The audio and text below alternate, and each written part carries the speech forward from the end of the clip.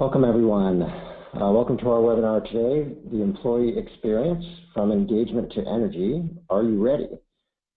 We're really pleased to have you all with us here today. A few housekeeping notes. All the lines will be muted to improve sound quality, but we do encourage your questions during the webinar. So please enter them at any time in the question box in the GoToWebinar console. And we will collect those and leave some time at the end to ask Josh questions based on those that are submitted online. To answer everyone's favorite question, yes, the session will be recorded, and we expect to send a link to the recording and the slides early next week.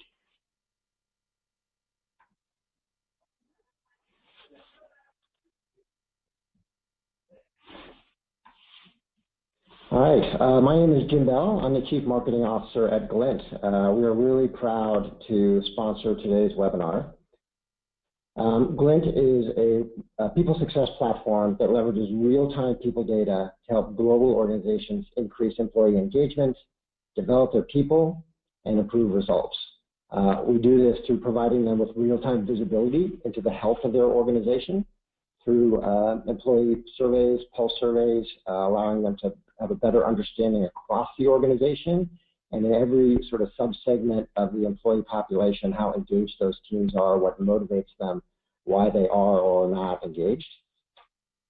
Glint also provides predictive insights, helping those companies identify areas at higher risk of attrition or at higher risk of decreased performance on key operational metrics, whether that might be customer satisfaction, sales productivity, innovation, operational performance. And finally, Glint also helps lead senior leaders and individual managers to effective action based on that engagement data by providing manager-level dashboards and information, personalized recommendations based on the engagement DNA of each individual team, so each manager can focus on a specific area, and then guided action planning by taking work that's often done by consultants and delivering it inside the product with very sort of small step improvements that they can take with very easy to understand measures to move forward to improve that engagement and improve overall business performance. Glint is proud to have many leading brands like United Airlines, Intuit, Sky, leverage our unique combination of intuitive design, sophisticated analytics, and actionable intelligence to help make employees happier and more successful at work.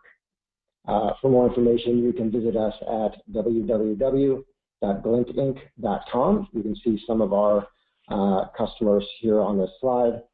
So that covers today's commercial for Glint, our sponsor. And now I'm going to provide a little introduction to our key speaker today, Josh Bersin. Josh founded Bersin in 2001 to provide research and advisory services focused on corporate learning. He's responsible for Bersin by Deloitte Consulting LLP's long-term strategy and market eminence. Josh is a frequent speaker at industry events and has been quoted on talent management topics in key media, including Harvard Business Review, The Wall Street Journal, Bloomberg, BBC Radio, CBS Radio, and NPR. He's a popular blogger on Forbes.com and has been a columnist since 2007 for Chief Learning Officer magazine. Josh spent 25 years in product development, product management, marketing, and sales of e-learning and other enterprise technologies at companies including Digital Think, now Convergys, Arista Knowledge Systems, Sybase, and IBM. Josh's education includes a BS in engineering from Cornell, and an MS in engineering from Stanford, and an MBA from the Haas School of Business at the University of California at Berkeley. We are very proud to have Josh join us today. So Josh, I will turn it over to you, and then I will also give you controls over the presentation slides. Welcome, Josh. Great, thank you, Jim, and greetings, everyone. For those of you that were on or tried to join us about a month ago, I apologize for the false start, but this time we're really going to do this. So let me just get this thing started. Hopefully you can see my screen now. I'm going to move this thing out of the way for a minute. Yes. Okay, good. Just have all these little windows in the way. There you go. All right. Perfect. So This is a really, really big topic. And so in 45 or 50 minutes, I'm going to try to cover it in a sort of semi-exhaustive way and really change the concept a little bit from employee engagement, which is the traditional way HR professionals think about this problem, to the word energy. And I'll explain what I mean by that as I get going. And my experience with this space, goes back to obviously being an employee for 40 some odd years, but also in the 20 years or so that I've been doing research, looking at all of the different aspects of the talent environment in companies, everything from how we're paid, our development planning, our leadership, our teams, our structure, and then how we measure the experience employees have at work, and then what do we do about that?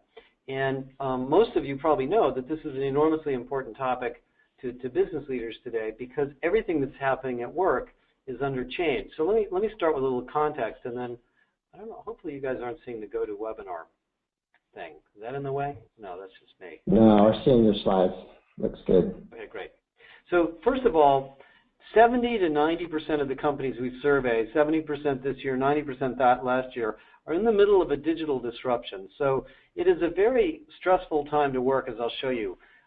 Companies are going through business model changes. We're looking at competitors that might have started with a more digital business model than we have today. We have people of all ages in the workforce, including, as I'll show you some data, older and older people who are working for longer and longer because we're healthier. We have a continuous concern about how to apply technology to reduce routine work using AI, robots, and cognitive tools, which are exploding at an enormous rate. And I won't spend a lot of time on that, but that's actually stressing people out. And then this idea of a new social contract, I'll explain to you. We actually are in a world where the social role of organizations as businesses has changed. And I want to show you why I think that's true, and we're going to be writing a lot about that in the coming year. Now, in the area of technology, I'm a technologist. I come from an engineering background. I've worked for 3 or 4 technology companies. This is the fastest I have ever seen the job market change due to anything. And I was here when the PC was invented and what happened there. The technology that's entered the workforce today has automated end-to-end business processes in ways we haven't seen before. You can literally fly a drone over a field, identify where the tractor should plow, have the tractor identify based on moisture in the soil where to plant the seeds, monitor the growth of the seeds using video surveillance, decide how much fertilizer to put on the seeds that aren't growing, watch the fruit grow, decide when the fruit is ready to be picked, and pick the fruit, all using technology, which is really amazing. And that's happening in marketing, in sales, in customer service, in healthcare, in every industry we talk to. And this is creating a lot of stress. But by the way, it hasn't eliminated work, it's changed work. So all of the jobs that people came into your company to do are changing right out from underneath their feet. And that's creating stress and a need to deal with this issue of the employee experience. We also see this problem taking place. I was just reading an article that came out in The Economist today, actually, on this. Productivity, output per hour worked, is growing at one of the slowest rates it's been in about 100 years. And this is since the 2008 or 2009 recession. And you can see it's slowed down quite a bit. And this is not just in the U.S. It's in Canada, it's in the U.K., it's in Australia, it's in Germany, and most developed countries seeing exactly the same problem. And the reason for this is that people are really reacting to a relentless flood of information and messages and emails and tasks and activities and projects at work. And unfortunately, we as human beings are not like machines. We have to rest. We have to have a social experience. We actually have personal lives. Computers don't. And you can see the data is showing more and more that while the work environment looks like it's getting more automated, it really isn't yet. And what's going on, I won't spend a lot of time on this because I'm actually writing a book on this, but we're going through we're probably 2 years into a decade-long business transformation around digital and the use of digital tools, and we just don't really know how to use them all yet. One of the indicators of this, or one of the symptoms of this, is this. We're working more hours.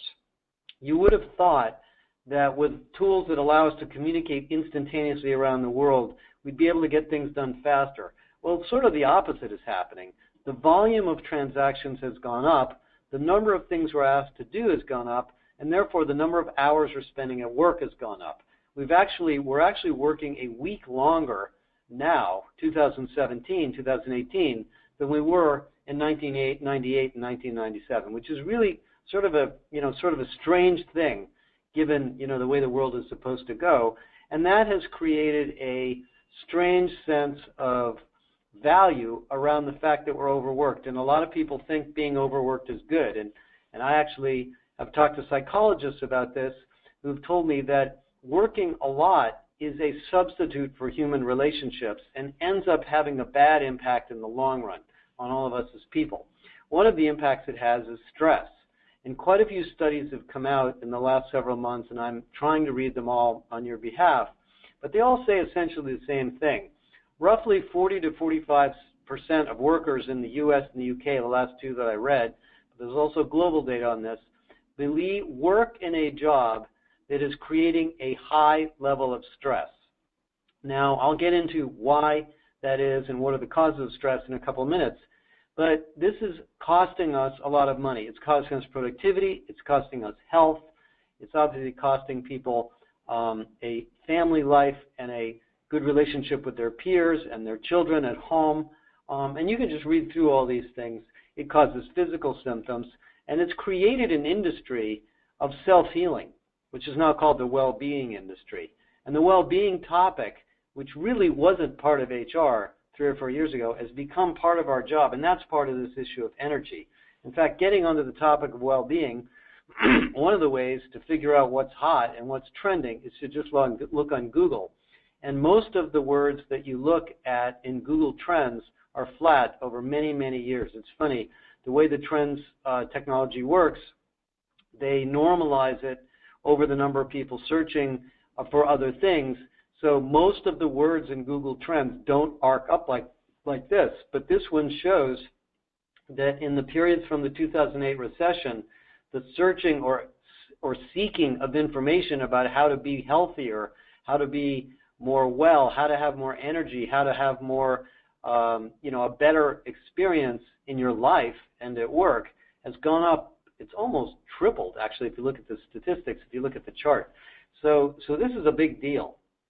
In addition to that, we are sort of changing the ethos of work as well. One of the most, sort of striking pieces of research I read this year was in the March time frame when Deloitte published the Deloitte Global Millennial Study. The Global Millennial Study is one of the largest studies of millennials done. 70,000 or so people respond to this. And what it found was that in all of the developed economies, and there's about a dozen or more countries included in that, younger people, and I don't mean young people because millennials are in their mid-30s now, but millennials tend to believe that the world is getting worse. They believe that they are going to be less financially well off than their parents. They're struggling to buy a house. Many of them live at home. 69% of them believe they will be less happy. And in response to that, they want to do things that help the world get better.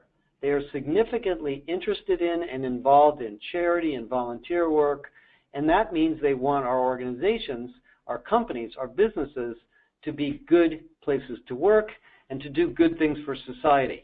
And so their expectations on what we do in the work experience are different than we may have had in the 1970s or the 1980s when many of us came to work. I mean, when I came to work in the 1970s, you kind of hitched your wagon to one of these organizations, whatever it was, and you stuck around for 30 years, and you could be pretty well assured that your career would grow, your earnings would grow, you would eventually get promoted, and you could retire. The world just isn't like that now, and so the energy level people have in your company is driven by quite a bit of different things than it was in the past. Now, getting back to this issue of the job, and I'll talk about what the job is a critical part of this. I just wanted to share this data with you. We have been looking at the future of work over here for 2.5, 3 years now, and the data shows that virtually every job, including technical jobs, are becoming more complex, more hybrid, more technology augmented, more focused on social skills, more focused on interpretive skills, communication skills, persuasion skills, things that are higher level capabilities. In fact, on the right, that is the jobs, this is the skills required on job descriptions taken from the Burning Glass database for data science jobs, which are technical jobs. These are basically mathematicians. 29% of people are expected to know research. 27% are expected to know how to write. 22% are expected to know problem solving, teamwork, creativity. So one of the things that's affecting people's angst and experience at work is shifting their skills to stay current and stay up to date with the world of work in front of us. Now let's talk a little bit about happiness. Happiness is an interesting word because, you know, we all kind of know what it means, even though it's hard to define. There's actually an organization that has defined happiness. They have done studies now for many years, and they go around the world and they ask people a simple question: how happy are you on a scale of 1 to 10? And they measure it on that scale, and then they ask them a series of other questions to try to figure out what is causing the level of happiness that they're answering. And so the first column is what is called the happiness index. And to just give you an example, in the United States in 2016, we lost almost 6% of our happiness in the last decade. So, you know, we've been through a recession, we've been through a recovery, we've been through a lot of political change. We have a very interesting situation in Washington right now, and we're about 5.6% less happy than we were in 2006. The Nordic countries, which are, very, very different from here, but they're businesses, there people work for a living, they have much more of a social consciousness, are about 11% higher. And you can see that based on this index, people in the Nordic countries are 7.5 versus us at 6.8. Now in this research, they decompose 4 factors that contribute to your happiness. And that's what's shown on the following 4 columns. Your health. If you're not healthy, you're not happy. I happen to have something right now that hurts, and so that's hurting my happiness a little bit. Your income. Do you have enough money to feed yourself, clothe yourself, put your kids through school, have a family, buy a house, and so forth? Your social support. Are you a part of a community? Do you have a church? Do you have a family? Are there people around you that you relate to? Lots of research shows that's a contributor to happiness. And the 4th is trust. Do you feel that you live in a society, a country, a city where you trust the world around you? Do you trust your institutions? You trust your government to do the right thing? And interestingly enough, they've studied this. They have lots of data on this. It's a fascinating report for those of you that are analytic people like me. And you see that in the United States, we're about the same as the Nordics in healthy, 70. In the area of income, we're actually higher. We're about 1% higher. We make more money. In social support, we're 6.2% lower than the Nordics. And in trust in government, we're 16% lower, which is significantly lower. And that totals up. And then the last column is the combination of the wealth and the social one, which they call freedom. But it essentially shows that for us, making more money, which we do, and having good health, which we have, has not made us happier because of these social issues.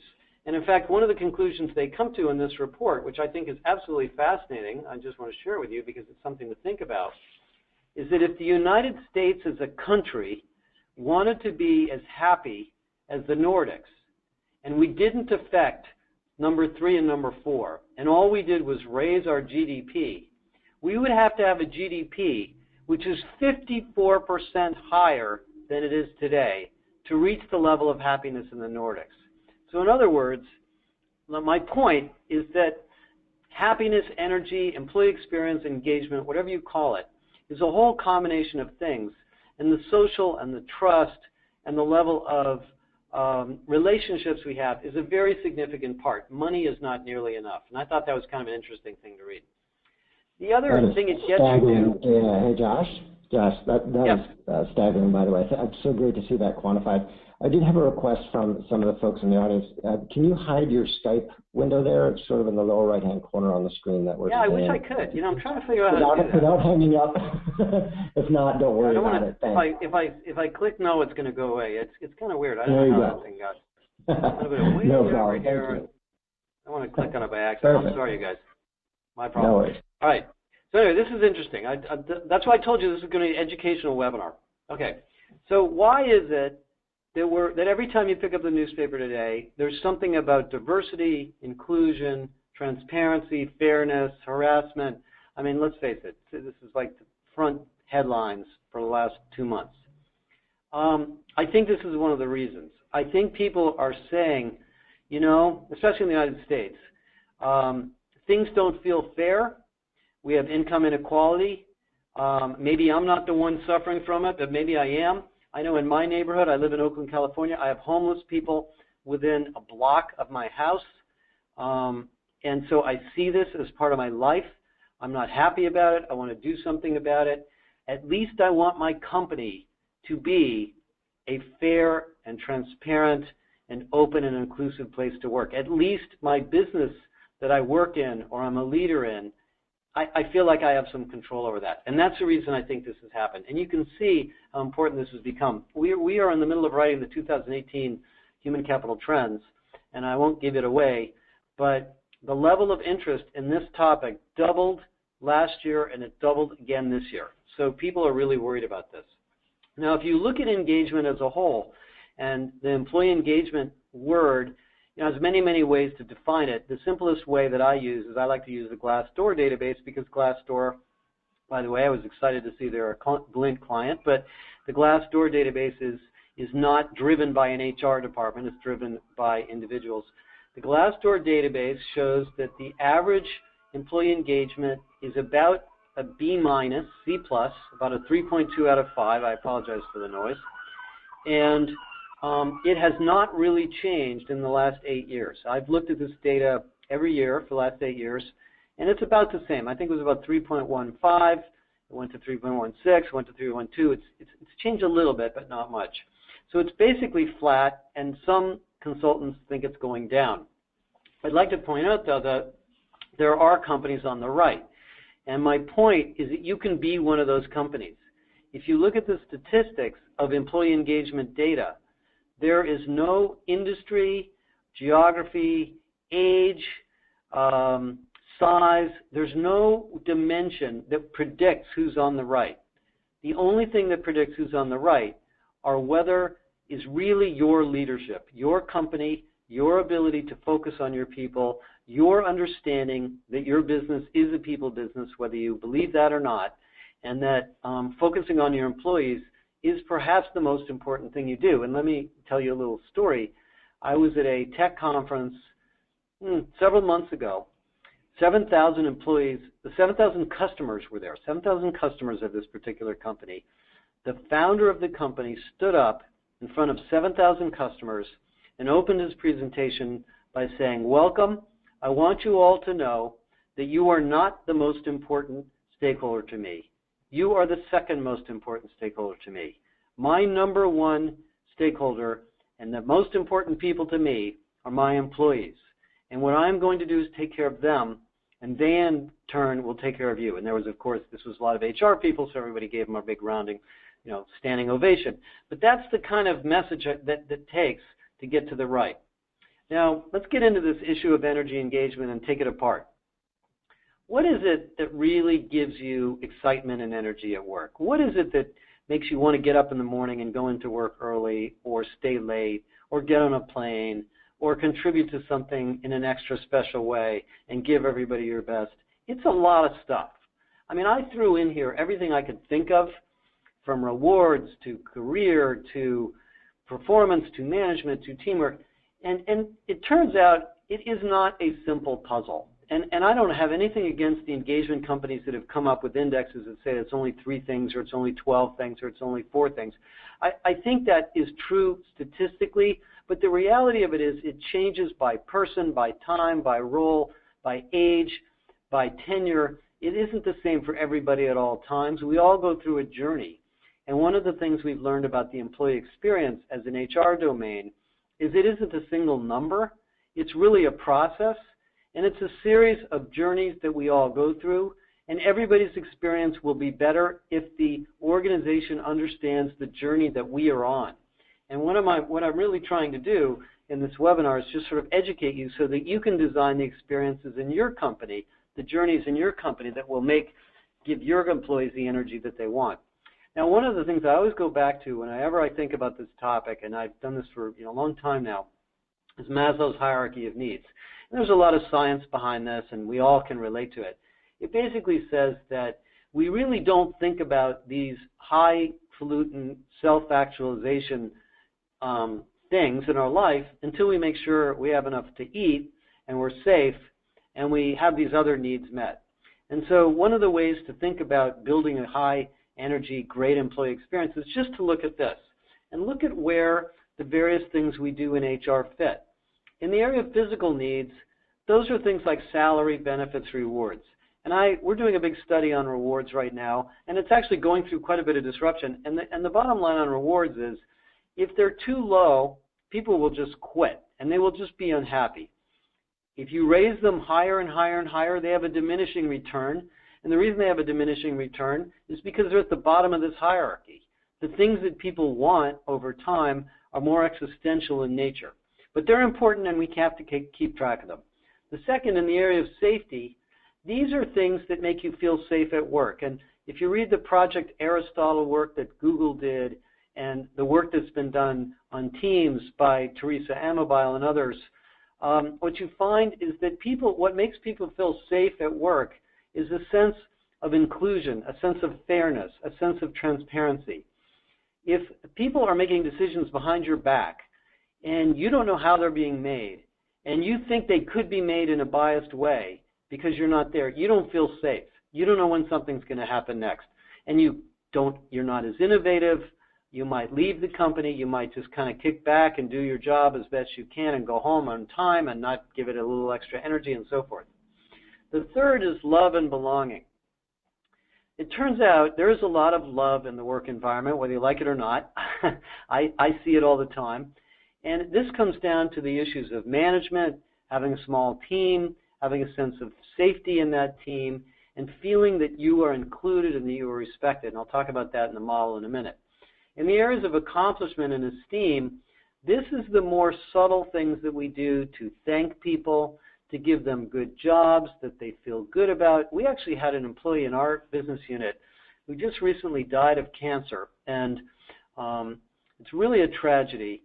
And a lot of emails have been going around the last couple of days, talking about this. But what's come out of the emails, of all the expressions of sadness and grief and thankfulness, is a sense of meaningfulness of the work that she did and the meaningfulness that she had while she was in this organization. And that is really an incredible amount of esteem that she had, and we know this, from talking to her. And finally, self-actualization. Am I getting ahead? Am I achieving what I want in life? Is my career growing? Am I getting promoted? All those things matter. So I think one of the things to do is think about that as you decode this problem. Now, we've actually decoded this for you.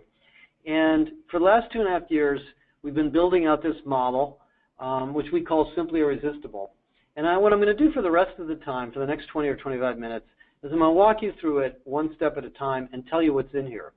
And this is educational. You can use this model yourself.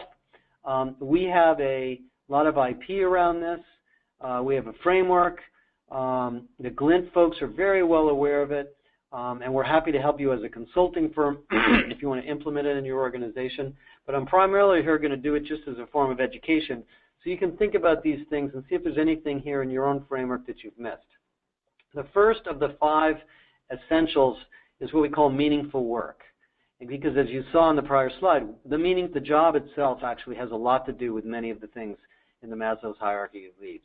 And we really see 4 things there: autonomy, selection to fit, small teams, time for slack. I'll go through this.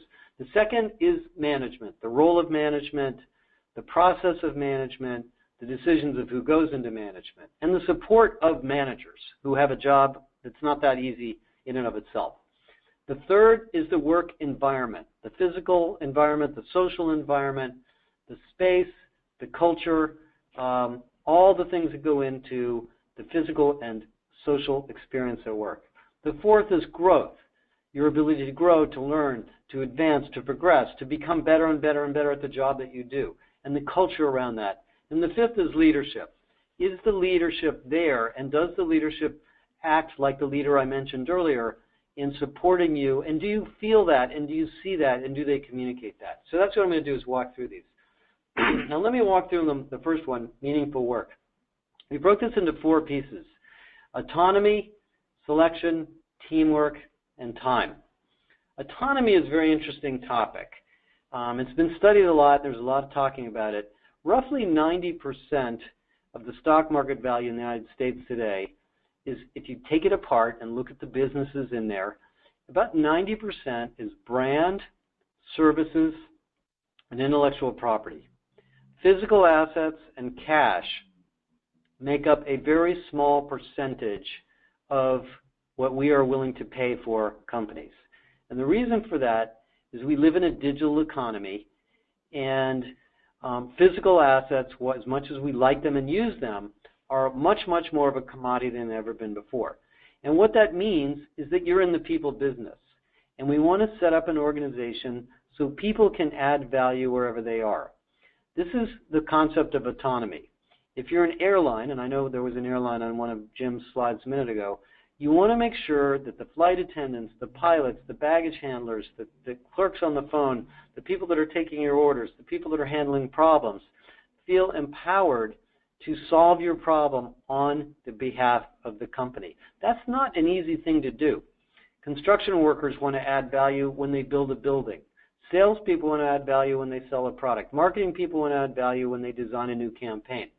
That is a sense of autonomy and empowerment that has crept into the world of management and become really a philosophy of businesses today. I think one of the best stories to give you some thinking on this is I would really recommend you read Satya Nadella's new book, Satya Nadella, from Microsoft, called Reset, which is a book about the culture shift at Microsoft and the investment in growth mindset as a way to change behavior at Microsoft. And if you look at the stock at Microsoft and how it's grown, you can see how successful that culture has been. The second is selecting people for the right job. We've done studies, we have some really interesting case studies on this, that show that the intuition on who's best for what job, is often wrong. One of the examples we have written about is an example in sales, in pharmaceutical or cosmetic sales. Cosmetic salespeople, usually women, usually attractive women, were hired based on their looks and their ability to put on makeup. Because they figured, look, if you go to a big sales counter, you see somebody who has a beautiful makeup on, you're going to buy makeup from them.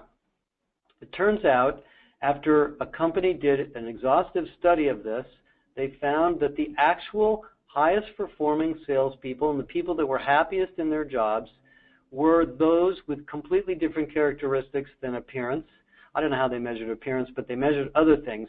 And they found that they were actually very, very cognitively intelligent. They were they had a lot of cognitive processing power, because the job of selling cosmetics is a very complex job. There's dozens and dozens of products. You have to pick the right one. You have to assess the person standing in front of you very, very quickly. You have to recommend the right product. You have to listen to them.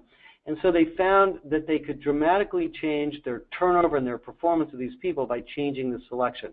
The best solution here is to study the characteristics of your high performers in an unbiased way, see what they're doing well, who it is that's having the most fun, who's it that's having the most energy, learn everything you can about them, and change your selection process to see if you're actually recruiting people of that background. The third is having small teams. And this is another area where there's been a lot of research. We as human beings are social animals. We tend to like to work in small teams. In fact, companies are becoming networks of teams. For the last 2 years in a row, the #1 trend in the Deloitte Human Capital Trends has been reorganizing the organization or the company around a network of teams. And research shows that the optimum team size is less than 10 people. And the reason for that is we are social animals, and we like to be with people we know. We like to spend time with the people that are physically close to us. That's why we co-locate teams in pods now in companies. And the team is really the center of the organization. So if you want to create energy and you want to create passion and you want to create engagement and you want to create productivity, think about your teams. How are they assembled? Are they multidisciplinary? Who are the team leaders? What are the characteristics of the team leaders? One of the companies I met with this year gave me a very interesting practice. They have decided that to build great leadership, they are going to tell people that if you want to be a leader and you want to be a team leader, you will not be promoted. So you have to genuinely feel that you are best able to contribute in this company by leading others and through the work of others, not because you want to get a promotion. So that's a very, very important part of this model. The fourth area is time, giving people enough time to get their work done. Now, that word slack is sort of come back to bite us a couple times. A lot of companies have said, well, we don't want people slacking off. That's not the same concept. Slack time in project management and OD means that you have time that is unscheduled time. And what studies have shown, particularly in the retail industry and also in the healthcare industry, is that when professionals, and really all employees, have slack time, and the slack time is scheduled into their day, they use it to fix things, clean things, reorganize things, make things better, come up with new ideas, get to know other people, teach themselves things, become smarter, become better quality. When we don't have time, all of those things suffer. So those are the four elements of energy relative to work. The second area is the environment. Oops, what happened to, let's see, did I get this out of order? Anyway, maybe it's out of order. I'll get to management in a minute. The first part of the environment is flexibility. We have to make sure that people can work to the needs of their lives. If you go back and look at the slide I showed you on stress, you'll find that the number one stressor for working people of all types, including hourly and non-hourly and exempt and non-exempt, is a job that does not flex to their needs. They've got kids at home, they have a medical issue, they have a parent to take care of, they have a dentist appointment, whatever it may be. And having to get on a plane on Sunday and travel to a client, for example, in the Deloitte world is one of the things that's been discussed here a lot. So flexibility. The second is the workplace. If you look at the design of offices today, I think we had a sort of a massive reaction to open offices, and we crammed people together as close as we could, thinking they were going to be more productive. That's no longer really in vogue. Office space today is fit to purpose. Engineers might want to have quiet cubes where they get to work alone. Salespeople might want to be in more bullpen areas. Executives might be in the center of the building instead of the side. Everybody's workspace should be built for them. And a lot of companies actually let employees pick their desks, pick their computers, bring their dogs to work. There's just been some incredible experiments done on this, and they're all along the theme of making the workplace more reactive and more humanistic to the needs of the individual worker. One of the clients we have has actually done an exhaustive study of all of the job roles in their company. It's a large telecommunications company. And they realized that there were so many different demands for different IT systems, different kinds of computers, different desks, different office arrangements. There was no way they could respond to them all. So they did a project to create a series of personas, and they developed 22 or 24 personas of roles in the company to allow them to figure out what the workspace or workplace design should be for those different personas. That's one of the things I think you can think about. The third area of the environment is recognition. Now you might say, what's recognition doing in here? That belongs with rewards. It's actually, this is different. Recognition is the thank you that you get for doing your job. It's not the bonus or the raise or the stock options. It's somebody saying, you know what, you did a great job, I just want to thank you. And it turns out, there's been studies on this, and I've written articles on this, is that when you say thank you to someone in exactly those words, you actually create a physical change in their body.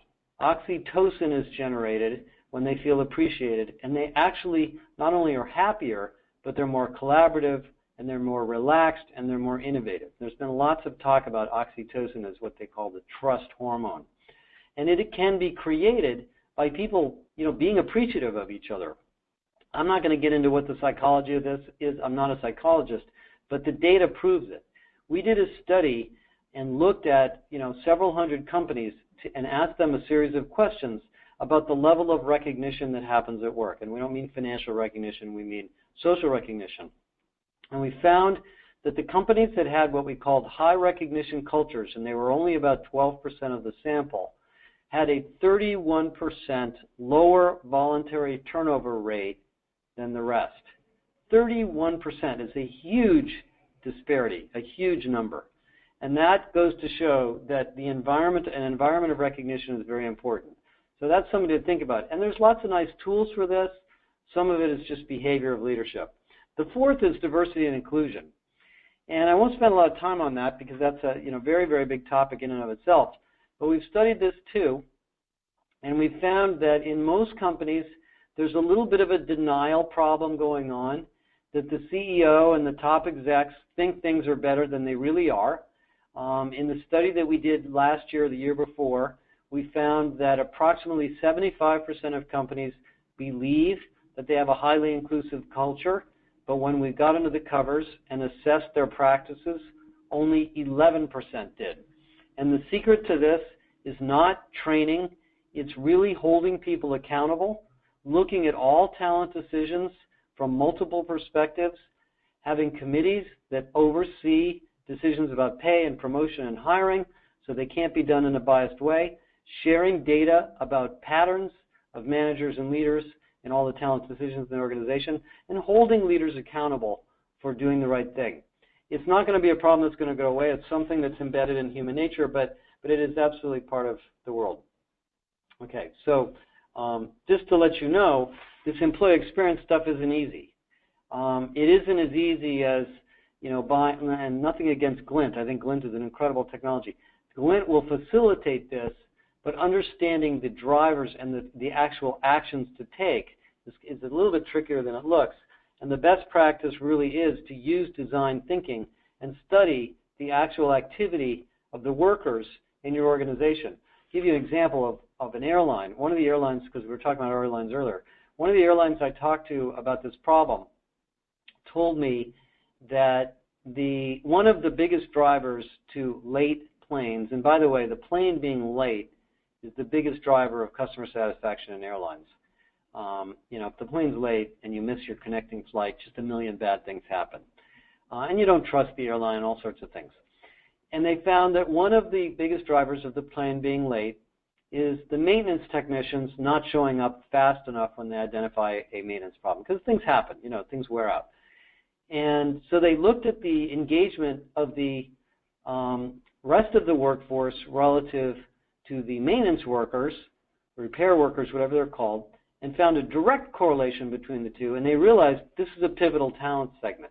We need to bend over backwards and study the journey, the experience, the daily life of what these maintenance people do. And they found that there were a couple of really small things that were really easy to fix. For example, communication between them, getting their walkie-talkies to work better so that they could more quickly behave, get access to a problem as it came up, the way they were scheduled, all sorts of little things that were there, but nobody had really seen how big they were. So this idea of employee journeys and doing design thinking is a really big part of this. Okay, a little bit more on recognition, you can see that. And this is our data on inclusion, which we published a couple months ago, or maybe it was late last year. We studied 60 or 70 talent practices and correlated them in groups against business outcomes, financial outcomes, growth, innovation, things like that. And we found that of all the talent practices we looked at, those that created a sense of fairness and inclusivity were the most predictive of solid financial and business performance. So being fair, being inclusive, being transparent isn't just a nice thing to do because it feels good. it actually does unleash human energy. It does unleash innovation. It does unleash creativity. Okay, management. I got these a little bit out of order. Let me talk about management. First thing on management is goals. You have to have goals clear, and I won't spend a lot of time on that. We've done a lot of webinars on this. But you have to teach your managers and give them guidance to keep the number of goals small and to keep them clear. If you go back to the second or third slide that I showed you on the overwhelmed employee, if your manager is coming into your office every day giving you something else to do, it's not going to make it any easier. Your life's not going to get better. And managers that are new to their jobs don't always know when they're doing this. It's accidental on their part. So having a process of creating clear and simple goals from the top down and not over complicating the goal process and teaching managers how to have regular reviews and discussions of goals is critical.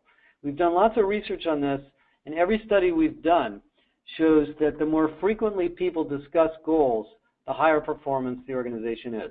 And that's pretty well known now around the world. This idea of throwing your goals in a file cabinet and looking at them once a year isn't the way to build a highly energized workforce. The second is for managers to work as coaches. Again, I won't spend a lot of time on this, but there's ways to assess a manager's behavior. You can certainly find out by asking employees. If the employees feel that their manager is truly there to help them, to coach them, add value, connect them to new people, not simply to evaluate them, will have a dramatic improvement in employee engagement.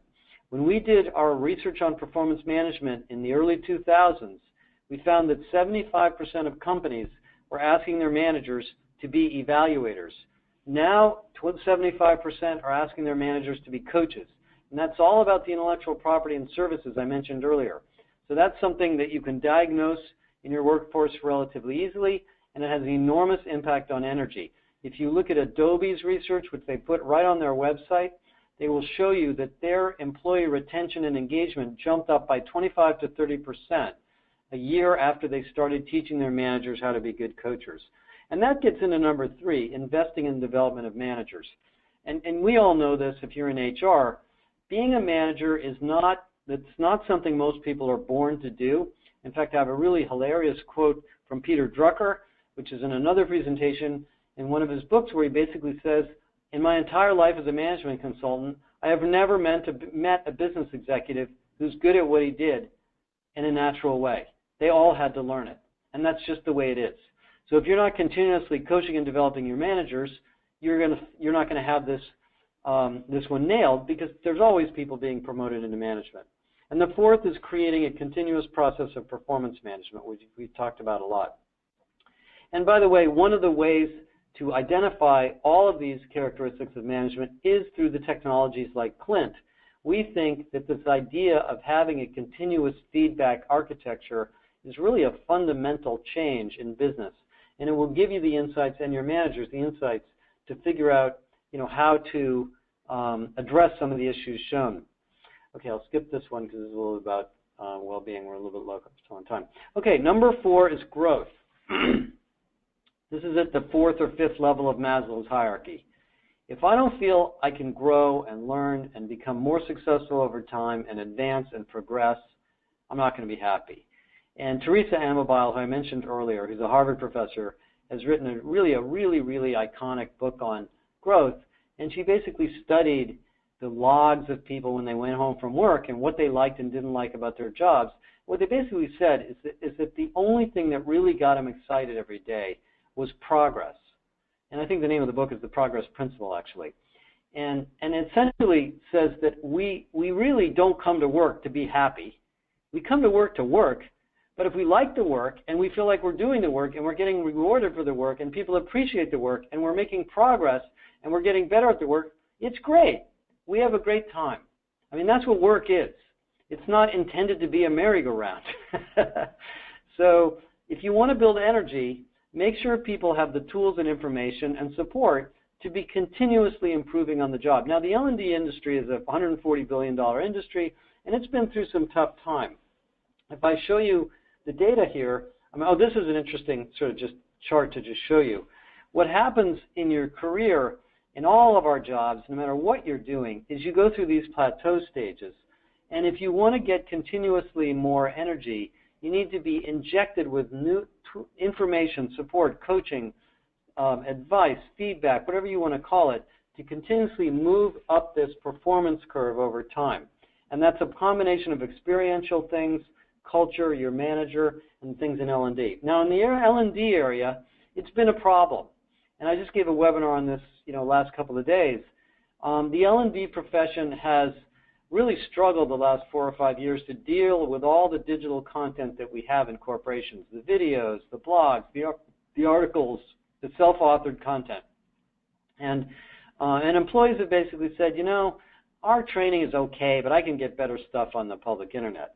And that's why we found that the Net Promoter Score of L&D was negative. But that's all changed.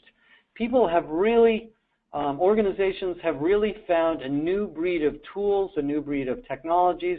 There's no excuse for not providing on-the-job micro-learning in your organization today. I won't spend the details on how you do that, but that is something you need to take on in 2018, because the technology is there to do it, including giving people a more dynamic career. One of the things that AI has done is changed the trajectory of our jobs. You don't go from, advisory engineer, junior engineer, engineer, senior engineer, director engineer. That level of growth isn't really appropriate in most companies anymore. What we really want people to do is to learn more horizontal skills, learn different domains, become richer, more hybrid, more multifaceted in their jobs. In fact, one of the companies I met with last week in San Francisco told me that for their engineering roles, and this is a company that develops a lot of software, they have done away with job levels. Everybody is just an engineer, period, because they don't want people fighting about silly things in their career about what level they're at. What they want them to do is say, I want to work on this project, I want to work on that project. And that's a big part of creating energy in people's lives, is building that kind of a career model. We found in the research that we did earlier this year that only 19% of companies are still using those old career models. So every time we do this, and we'll be doing it again this year, we find a much higher percentage of companies come up with better tools, better approaches, better strategies to build dynamic career approach solutions for employees so that they can find the next job inside of your company and they don't have to find it somewhere else. The last one I want to touch on is leadership. Leadership, as you all know, plays an outsized role in all of this. Leaders are very carefully monitored and watched and followed in organizations. We in HR have to continuously coach and support leaders so that they create a sense of mission and purpose in the organization, so they connect people together and they value the social inclusion in the organization. I showed you how important that is in happiness. That they're transparent, so they have a sense of fairness, which goes to the Maslow's hierarchy, and that they can be inspiring and show people where the organization is going in a way that makes them, excited about coming to work in the morning. And these are things that many leaders do well, but many don't. And I think these types of characteristics are, now I don't have business execution in here, if you noticed. Business execution goes without saying. I mean, that you don't even get to be a leader if you can't do that. But these are the things that will really drive energy and, in turn, improve business execution. Just one more piece of data on this one. If you look at the Glassdoor data and you correlate company ratings, the 1 to 5 rating that people rate their companies in Glassdoor, against the other 8 or 9 questions in Glassdoor, what you find is the rating that is the most highly correlated to the company rating is the rating of the organization's culture. And right behind that is senior leadership. They're almost the same. They're almost 3 or 4 times higher than compensation and benefits. So if you want to have an outsized impact on your organization's energy and your individual's energy, talk to your leaders. Convince them. Show them some of these slides. Get them to think about this stuff because this is their job and they have the opportunity to really move this needle. We have seen this data many, many times. A lot of you have probably read some of these books. This is a very famous book. It's now 9 or 8, well, actually it's 10 years old, that looked at the performance of companies that define themselves around a broader mission. This is becoming more and more true every day. They make more money, they grow faster, they have higher engagement, they have higher energy. So this is something that's maybe a little bit more intangible, but it's a very important part of the model. Bottom line, in the whole framework, is that if you kind of get out of the box of engagement, and one of the reasons I don't like the word engagement is I think the word engagement probably was coined in the days we were running companies like industrial factories. And we used this idea that an employee was sort of like a part in a machine, and if we engaged it, it would give us more discretionary effort. That's like sort of like saying, you know, we're going to put more oil in the engine so they can run a little bit faster. We don't really want that so much. What we want is people to bring passion and new ideas and creativity and teamwork and do things in a human way, because the machines are doing the rote work now more and more and more. So this concept of energy, if you like it, is a better way of framing what we're trying to do in the employee experience. And hopefully what I've given you is some new ideas and a more complete picture of how, you know, rich and complex this really is. Now, let me just sort of close on one thing. Our job in the HR profession is actually pretty complicated, because these things are all moving, you know, parts, and they're all difficult in their own different ways. Every single thing I talked about could be a 2-hour conversation. But let me just give you 4 things to think about. Number 1, do you think your leaders understand this issue sufficiently? If not, you should probably spend some time there. Ask them to tell you what they think the people problems are in your company, and see if it matches up with the data you have. Number 2, can you actually diagnose and measure the level of energy and engagement in your company and the employee experience? That's why Glint is such a successful company, and the other companies in that space, is that we have a new breed of technology that allows us to instrument the workforce and measure these things in a much, much more complete way. And I haven't even mentioned organizational network analysis and sentiment analysis and video interviewing and all these other things that can do this as well. Number 3, do you understand what the energy drains are in the important journeys in your company? You probably don't. I mean, one of the clients we have was a large utility that has a series of accidents. And, you know, an accident in a utility is a bad thing. It costs a lot of money, there's insurance issues, they can get sued by the government, on and on and on. They found out later, when they went through the logs of suggestions and emails and comments from lots of employees, that there was a lot of conversation about safety and potential hazards going on at the employee level that nobody was looking at. So they didn't really have a way to understand that that conversation was going on, and that was probably not only sapping energy from the employees, but obviously was creating a much bigger operational problem. And then the 4th is your HR team. I think what I've shown you is that having one person run the engagement survey and produce a report once a year is not nearly enough. This has to be an HR-wide focus, and you need to look at the employee experience and the energy and happiness and whatever words you want to use about your company across all the domains of HR. How you hire people, what jobs they get slotted into, how much they're paid, how the recognition works, the role of managers, how managers are selected and developed, the L&D department, how careers work, how people coach each other, on and on and on. Everything that I mentioned for the last 45 minutes is a multidisciplinary issue that crosses the traditional domains of HR process. So one of the things I'm seeing over and over and over again is we as an HR function have to work together on this problem of the employee experience and coming to a common language of what we're going to do to understand the employee journeys and improve them.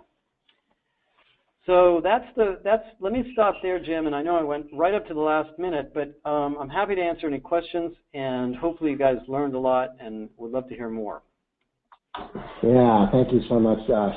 Yeah, it was fascinating. Thank you so much for your all of your energy on this topic. It's very clear that you're passionate about this, and we, Glint, and we, the audience, thank you for your dedication to helping us be better by bringing data and by bringing these stories to you. So thank you for that.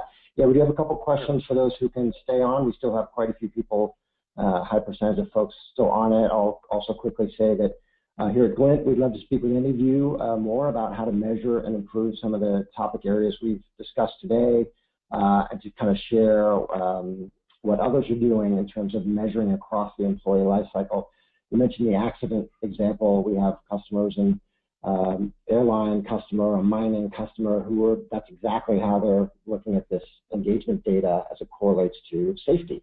And that's one of those ways, along with other key metrics, to address your number one of the 4 questions, which is how do you make this important and get leadership buy-in, is to show the correlation, and we see that, and the data supports it, between key metrics like safety, like customer satisfaction, like revenue growth with engagement.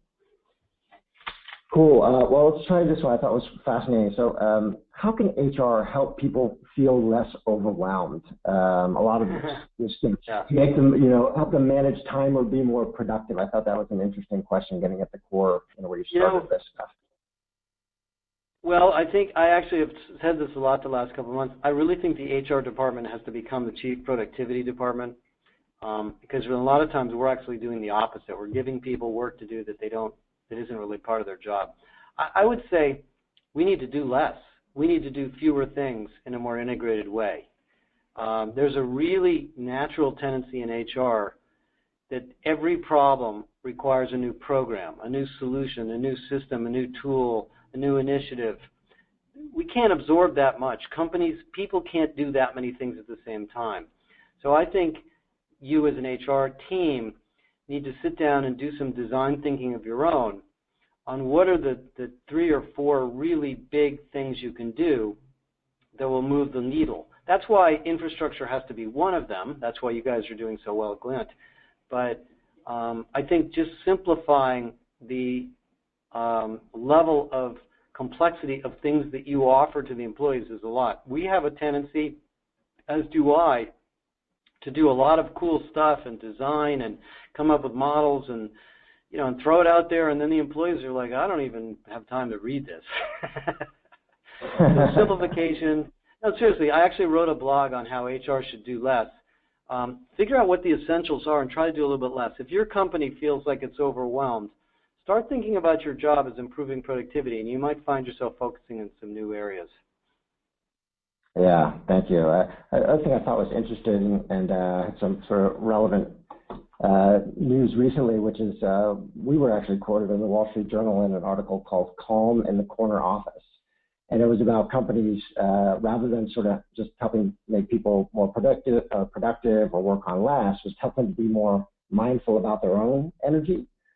So you have companies like Aetna that has a chief mindfulness officer, like Tupperware, where the CEO is bringing meditation or mindfulness sort of more into the office. And my boss has been meditating for 28 years. He's with our executive team on an offsite, we'll do that. And it's actually really helpful to sort of calm your mind down and stop feeling like you're not getting enough done. Because even if you're more productive, there's still a lot more on your list that you're not getting to. So that's another sort of interesting approach. Curious if you've seen other organizations head down that path.